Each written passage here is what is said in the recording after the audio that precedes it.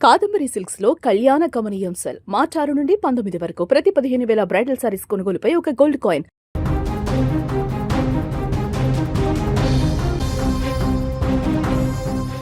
అందమైన సముద్ర తీరం, కనుచూపు మేర పచ్చని ప్రకృతి, ఆకాశం నుంచి ఆ అందాలను వీక్షిస్తున్న పర్యాటకులు. కానీ అంతలోనే విధి వంచింది. క్షణకాలంలోనే ఆ ఆనందం ఆవిరైపోయింది. పర్యాటక స్వర్గధామంగా పేరొందిన అమెరికాలోని హవాయ్ రాష్ట్రంలో ఊహించని విమాన ప్రమాదం చోటు చేసుకుంది. హవాయ్ దీవిలో జరిగిన ఒక హెలికాప్టర్ ప్రమాదం యావత్ పర్యాటక లోకాన్ని దిగ్భ్రాంతికి గురిచేసింది. గాలిలో ప్రయాణిస్తున్న హెలికాప్టర్ ఒక్కసారిగా నియంత్రణ కోల్పోయి భూమికి విసిరి కొట్టినట్టుగా పడిపోవడంతో ముగ్గురు వ్యక్తులు అక్కడికక్కడే ప్రాణాలు విడిచారు. మరికొందరు మృత్యువుతో పోరాడుతున్నారు. హవాయిలో అత్యంత ప్రసిద్ధి చెందిన పర్యాటక ప్రాంతం కలౌలో బీచ్. ఈ ప్రాంతంలోని అద్భుతమైన దృశ్యాలను ఆకాశం నుంచి చూసేందుకు పర్యాటకులు ఎప్పుడూ ఆసక్తి చూపిస్తుంటారు.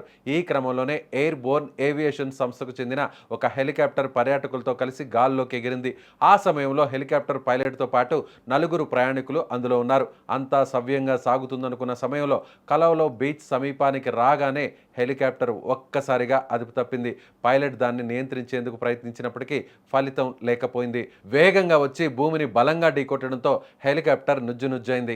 ఈ ఘోర ప్రమాదంలో ముగ్గురు పర్యాటకులు సంఘటనా స్థలంలోనే ప్రాణాలు కోల్పోయారు. సమాచారం అందుకున్న వెంటనే రెస్క్యూ టీం రంగంలోకి దిగింది. హెలికాప్టర్ శిథిలాల నుంచి మరో ఇద్దరిని బయటకు తీసి అత్యవసర చికిత్స కోసం సమీపంలోని ఆసుపత్రికి తరలించారు. ప్రస్తుతం వారి పరిస్థితి చాలా విషమంగా ఉన్నట్లు వైద్యులు చెబుతున్నారు.